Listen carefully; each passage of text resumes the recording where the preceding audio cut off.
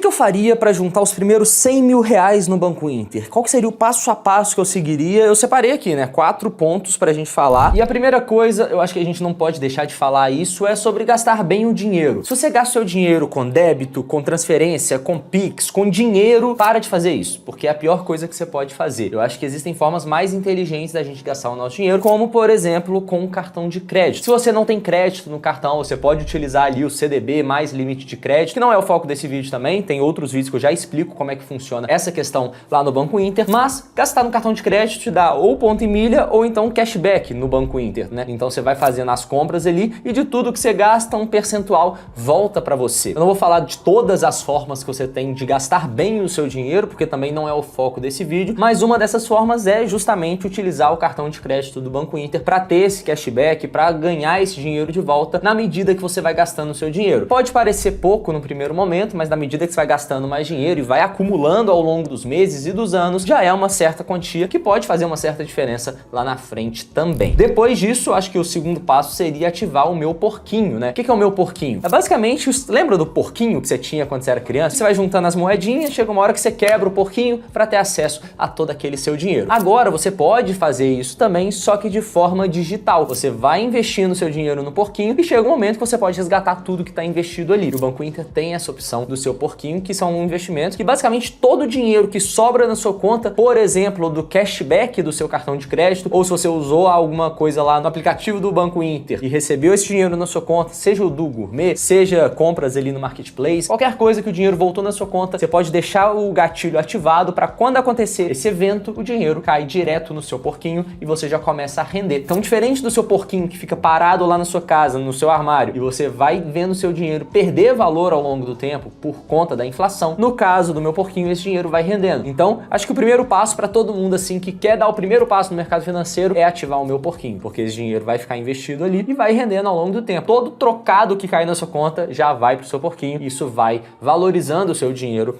ao longo do tempo. Eu tenho um vídeo explicando também como que funciona o porquinho, que eu vou deixar aqui na descrição, qual que é a diferença do meu porquinho pro meu porquinho turbinado também, qual que você deveria escolher, tá tudo explicadinho nesse vídeo aqui embaixo. Terceiro passo que eu separei aqui pra gente falar é sobre criar uma reserva de emergência. O que é uma reserva de emergência? Basicamente é ter uma certa quantidade de dinheiro guardada para, se acontecer qualquer imprevisto, você consegue resgatar aquele dinheiro para usar naquele imprevisto. Então precisou pagar uma manutenção do carro, ou então pagar o seguro, pagar alguma coisa, alguma despesa médica, qualquer coisa, qualquer imprevisto, qualquer necessidade, emergência que não esteja no seu orçamento, você tem aquele dinheiro preservado sem risco nenhum e com facilidade de acesso, que você pode resgatar a qualquer momento. Você tem que investir o seu dinheiro, mas existem investimentos que o seu dinheiro fica preso durante 1, 2, 3 anos. Mas existem investimentos como, por exemplo, do porquinho, como, por exemplo, um CDB de liquidez diária, que está investindo o seu dinheiro e você pode resgatar a qualquer momento. Precisou, você pode resgatar. E aí o foco da sua reserva de emergência não tem que ser rentabilidade. Então esquece rentabilidade por enquanto. A gente vai falar daqui a pouco sobre ela. Mas na reserva de emergência, o que você tem que pensar? Segurança e liquidez. E aí para montar a sua reserva de emergência, você pode utilizar o CDB do Banco Inter ou até mesmo o meu porquinho, se você quiser. E você vai fazer o seguinte: olha quanto você gastou em média no último ano.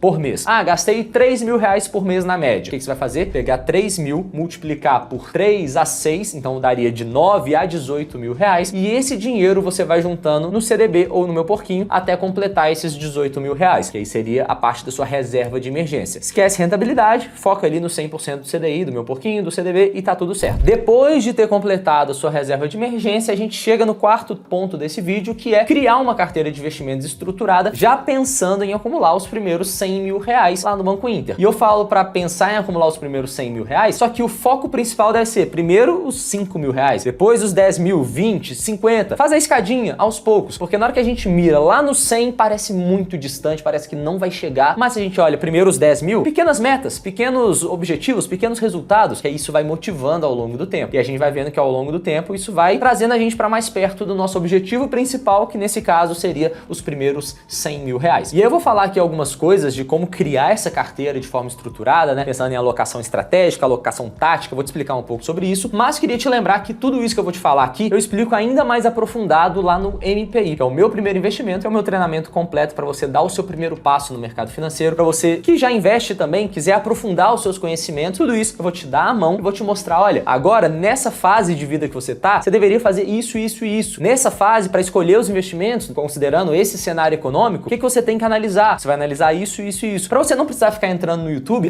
qual que é o melhor investimento para esse mês? Qual que é o melhor investimento para esse ano? Não, eu vou te mostrar como que você vai tomar essa decisão, como que você vai identificar os melhores investimentos. Então clica aqui no primeiro link da descrição para fazer a sua inscrição e eu te espero lá dentro. Mas bom, vamos falar aqui então o que eu separei, né? Primeiro, definir uma alocação estratégica dos seus investimentos. O que é alocação estratégica? É aquela meta, é o ideal, né? Você vai dividir sua carteira em renda fixa, ações, fundos imobiliários. Se quiser colocar um pouco de criptomoedas, pode também, mas vamos focar aqui em renda fixa, ação e fundos imobiliários. Define de acordo com o seu perfil de investidor, de acordo com quanto risco que você está disposto a correr, de acordo com quanto de estômago você tem para suportar quedas, por exemplo, na bolsa de valores, quantos por cento que eu tenho que colocar em renda fixa, quantos por cento em ações, quantos por cento em fundos imobiliários, e com base nessa alocação estratégica, a gente vai definir depois uma alocação tática. Porque assim, lembra que eu falei que todo investimento tem aqueles 3 pilares de rentabilidade, risco e liquidez? No longo prazo, a gente pode abrir mão, por exemplo, da liquidez, a gente pode correr um pouco mais de risco para buscar rentabilidades maiores. A gente não tem que ficar preso à segurança nesse caso e à facilidade de acesso, porque se você já fez o outro passo, que é a reserva de emergência, você já está mais tranquilo nesse momento. Você já pode correr mais risco pensando em mais rentabilidade no longo prazo. Então, com base nessa alocação ideal que você tem, essa alocação estratégica, o que você vai fazer? Você vai analisar o cenário econômico que a gente está vivendo e vai ver, beleza, a gente está no momento, por exemplo, de corte da taxa de juros. E aí a Selic vai caindo ao longo do tempo, a curva de juros se continuar abaixando, né? O que vai acontecer? Isso é ruim para renda fixa, mas é bom para renda variável. Imagina que você definiu que vai colocar 30% da sua carteira em ações e 60% em renda fixa. Os outros 10% fica em fundos imobiliários. Se eu estou no momento que vai favorecer a renda variável, as ações, fundos imobiliários e menos a renda fixa, o que eu vou fazer? Ao invés de colocar 30% em ações, igual a gente tinha definido, a gente pode colocar, por exemplo, 35%. E renda fixa, ao invés de 60%, coloca 55%. Ou seja, é uma alocação tática de acordo com o cenário. A macroalocação, que é o ideal, que é a estratégica, continua 60-30. Mas, de acordo com um determinado cenário, você pode aumentar ou diminuir um pouco o peso de cada uma dessas classes ao longo do tempo, justamente para buscar mais rentabilidade. Se você sabe que a renda fixa não vai performar tão bem daqui para frente, reduz um pouquinho, mas dentro de um certo limite, e aumenta o que vai performar um pouco melhor. Stuart, mas eu não sei analisar o momento econômico, o cenário que a gente está vivendo. De novo, eu te explico isso lá dentro do MPI, então o link tá aqui embaixo para você analisar todo o cenário e quais são os investimentos que se beneficiam mesmo em cada um desses cenários para você daqui para frente conseguir tomar as suas próprias decisões. Beleza? E aí, ao longo do tempo, obviamente, a rentabilidade dos investimentos vai ser diferente. Isso vai fazer o quê? Vai desbalancear a sua carteira. Renda variável, no longo prazo, tende a render mais do que a renda fixa. Mas pode ser que no curto prazo a bolsa caia muito. Então você tinha lá um percentual definido, colocou o percentual, só que a bolsa caiu. O que vai acontecer? O percentual vai cair e o percentual de renda fixa vai aumentar. O que você vai fazer nesse momento? Você vai rebalancear a sua carteira. O que isso significa? Você vai vender o que subiu muito de peso na sua carteira e vai comprar o que caiu muito. Ou seja, nesse momento do rebalanceamento dinâmico, o que está acontecendo você está vendendo bolsa na alta e comprando bolsa na baixa. Se a bolsa caiu, ela fica menos representativa dentro da sua carteira, você pega a renda fixa e compra. Igualou os percentuais. Aí passou um tempo, a bolsa subiu muito. Então o peso da renda variável na sua carteira vai subir muito. O que você faz? Você vende um pouco para voltar para perto daquele ideal que você tinha definido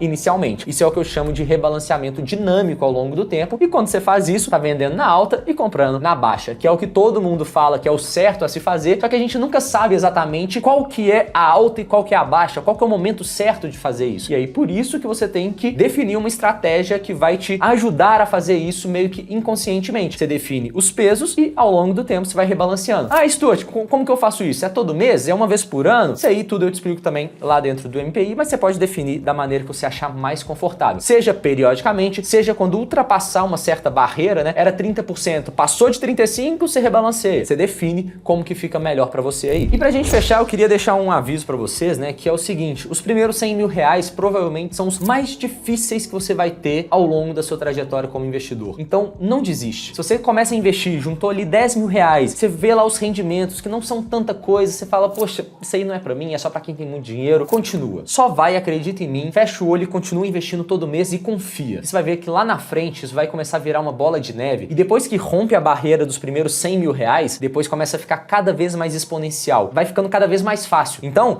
do 0 aos 100 mil reais é muito mais difícil do que do 100 aos 200. E eu diria que talvez o primeiro milhão, depois que você passou dos 100 mil, é mais fácil do que o primeiro 100 mil reais. Porque nos primeiros 100 mil reais, você ainda tem que aprender a investir, tem que definir toda uma mentalidade correta para você, de fato, fazer ao longo do tempo, atitudes, pensamentos, tudo que você tem que fazer. E depois que você passou dos 100 mil, você já tá lá vários meses fazendo o que precisa ser feito e depois é só continuar o que você já tá fazendo. E se você já chegou naquele caminho de juntar 100 mil reais uma vez, para sair do 100 pro 200, é só repetir o que você fez mais uma vez. Só que com tudo ajustado, vai ser mais rápido. Então, isso vai ficando cada vez mais exponencial ao longo do tempo. Precisa de paciência, mas é só se lembrar dos juros compostos e da famosa história da bola de neve. Quanto mais o tempo passa, o tempo vai ficando exponencial e você vai ganhando cada vez mais dinheiro, juros sobre juros e por aí vai. Então, se está desesperado, não está gostando do que está vendo de resultado, fecha o olho, confia, continua, que você lá na frente vai me agradecer por isso, beleza? Link tá aqui na descrição, deixa seu like se você chegou até esse momento do vídeo e comenta aqui embaixo até o fim para eu saber que você assistiu esse vídeo completo. Tamo junto e até a próxima.